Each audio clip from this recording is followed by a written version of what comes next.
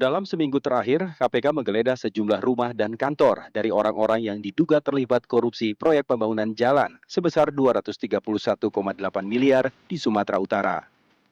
Dari pihak swasta, KPK menggeledah rumah mewah dan kantor milik Direktur PT Dalian Natolu Group Ahirun Effendi Piliang di Kota Padang Sidempuan, Sumatera Utara.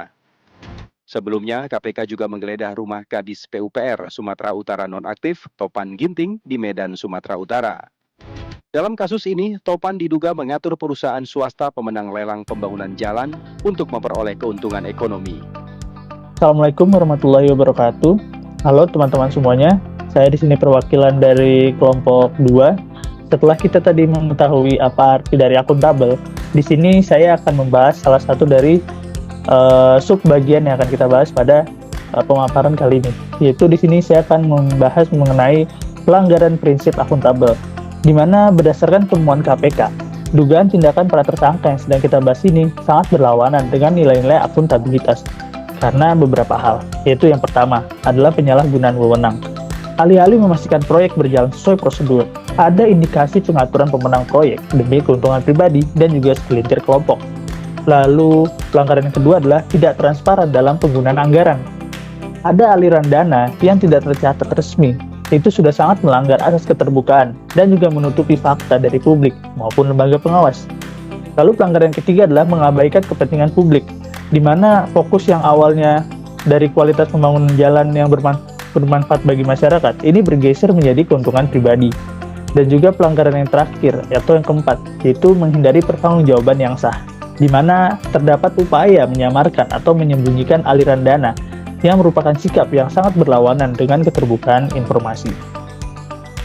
Selanjutnya, tindakan yang tidak akuntabel memberi dampak besar terhadap kepercayaan publik. Masyarakat bisa kehilangan keyakinan pada instansi PU dan pemerintah daerah karena lembaga yang seharusnya melayani justru terlihat bermasalah. Contohnya ya kasus suap proyek pembangunan jalan di Sumatera Utara yang melibatkan Kepala Dinas PUPR yang telah menjadi sorotan nasional belakangan ini. Selanjutnya, peristiwa ini juga merusak citra dan integritas kelembagaan karena publik melihat adanya kolusi antara pejabat dan pihak swasta. Dampaknya pun bisa berlanjut pada kualitas layanan publik. Proyek yang dikorupsi bisa beresiko menghasilkan infrastruktur yang buruk, bahkan membahayakan keselamatan pengguna jalan. Inilah alasan mengapa akuntabilitas mutlak diperlukan untuk menjaga kepercayaan dan keselamatan masyarakat. Baik, setelah sebelumnya teman kelompok saya sudah memaparkan bentuk pelanggaran nilai-nilai berakhlak dan juga dampaknya dari kasus yang kami angkat kali ini, yaitu kasus korupsi pekerjaan jalan oleh Dinas PUPR Sumatera Utara. Kali ini kami juga akan memaparkan gagasan alternatif, yang mana gagasan alternatif ini merupakan ide-ide atau solusi yang diajukan untuk mengatasi permasalahan atau tantangan.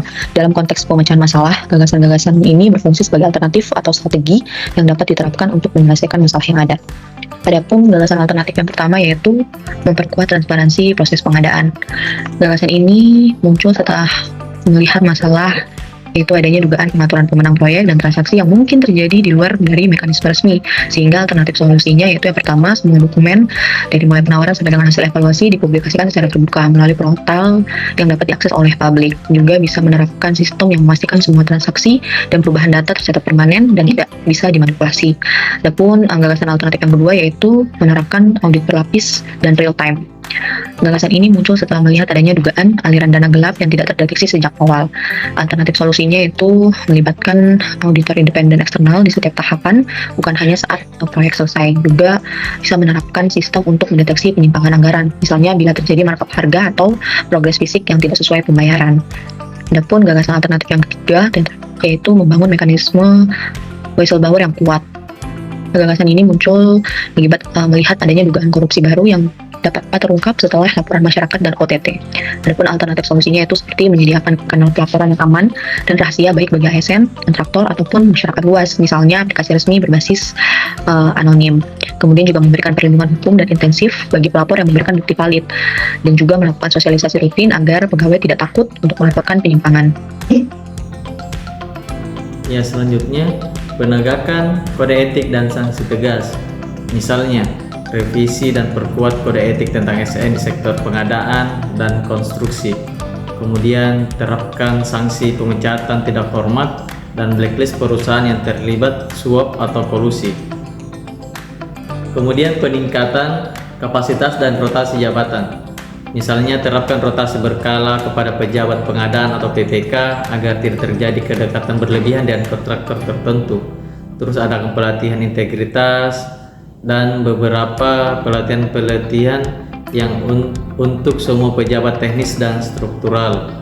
Kemudian pemanfaatan teknologi dan pengawasan publik, misalnya publikasi hasil inspeksi lapangan di website atau di media sosial resmi PU agar masyarakat ikut mengawasi, dan terapkan sistem geotagging atau foto progres untuk memastikan lokasi pekerjaan sesuai kontrak. Ya, kita kembali lagi ke konsekuensi penerapan. Berikut adalah konsekuensi penerapan dari setiap alternatif gagasan pemecahan masalah tersebut. Yang pertama, memperkuat transparansi proses pengadaan. Yang kedua, menerapkan audit berlapis dan real time. Dan yang ketiga adalah membangun whistleblower yang kuat. Nah, dari ketiga poin tersebut ada subpoinnya, yaitu konsekuensi positif dan tantangan. Nah, untuk yang pertama, memperkuat transparansi proses pengadaan, konsekuensi positifnya adalah hapus negosiasi tertutup, tingkatkan kepercayaan publik, dan tekan peluang kolusi. Dan tantangannya adalah pelatihan sistem digital dan resistensi keterbukaan penuh. Kemudian yang kedua adalah menerapkan audit berlapis dan real time. Konsekuensi positifnya adalah deteksi dini penyimpangan, akuntabilitas pengawasan multi pihak, dan efek psikologis positif. Dan tantangannya adalah investasi sistem monitoring dan risiko tumpang tindih. Kemudian yang ketiga, membangun mekanisme whistleblower yang kuat. Nah, konsekuensi positifnya adalah pelapor merasa aman, budaya integritas tumbuh, dan partisipasi aktif meningkat. Dan tantangannya adalah perlindungan hukum kuat dan risiko laporan palsu. Nah, salah satu konsekuensi penerapannya itu adalah penegakan kode etik dan sanksi tegas. Yang dimana konsekuensi positifnya di sini kita itu bisa memberi efek jera yang nyata bagi pelaku pelanggaran. Nah, konsekuensi positif yang kedua yaitu kita itu bisa mengurangi budaya tutup mata terhadap pelanggaran. Namun tantangannya di sini kita perlu keberanian pimpinan untuk menerapkan sanksi meskipun itu melibatkan pejabat-pejabat penting. Nah, jika komunikasi publik itu kurang tepat, bisa memicu konflik internal ataupun persepsi negatif. Nah, untuk konsekuensi yang kedua yaitu peningkatan kapasitas dan rotasi jabatan. Nah, konsekuensi positifnya di sini pegawai itu lebih adaptif. Karena apa? Karena jabatan itu tidak dikuasai oleh pihak yang sama itu terlalu lama. Nah, konsekuensi positif yang kedua yaitu peningkatan kompetensi teknis dan integritas yang dapat kita lakukan melalui pelatihan. Nah, tantangannya di sini adalah perlu manajemen transisi yang dimana itu dilakukan agar rotasi itu tidak mengganggu kelancaran proyek. Dan yang tantangan selanjutnya yaitu berpindah jabatan yang terlalu sering. Nah, hal ini mungkin menimbulkan adanya ketidaknyamanan bagi suatu pegawai. Nah, yang terakhir yaitu pemanfaatan teknologi pengawasan publik, di mana konsekuensi positifnya di sini itu progres proyek itu dapat dipantau publik secara langsung. Nah, di sini itu kemudian akan meningkatkan yang namanya transparansi.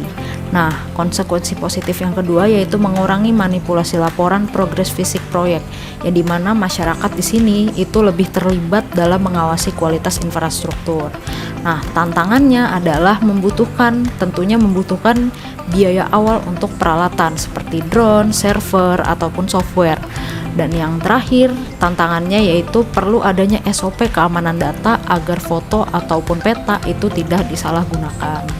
Nah, sekian dari saya, kurang dan lebihnya mohon dimaafkan. Terima kasih. Selanjutnya, budaya berakhlak yang berintegritas. Yang pertama, budaya berakhlak harus dimulai dari diri sendiri, yaitu bagaimana kita menolak gratifikasi, transparan dalam setiap laporan, dan konsisten mematuhi prosedur. Lalu diperkuat di lingkungan kerja melalui teladan kepemimpinan, sistem pengawasan yang jelas, dan keberanian untuk saling menguatkan. Kemudian yang kedua, integritas berarti berani berkata tidak terhadap penyalahgunaan wewenang, sekalipun peluang terbuka atau tekanan datang. Integritas berarti siap mempertanggungjawabkan setiap keputusan meski harus melawan arus. Budaya ini tidak lahir instan, tetapi dibentuk oleh kebiasaan baik yang terus dilakukan hingga menjadi karakter. Yang ketiga, ASN harus berakhlak, khususnya akuntabel. Maka proyek-proyek pembangunan tak hanya selesai tepat waktu, tetapi juga harus bersih dari noda korupsi. Kita bukan sekedar membangun jalan, gedung, atau jembatan, tetapi membangun kepercayaan rakyat kepada negara.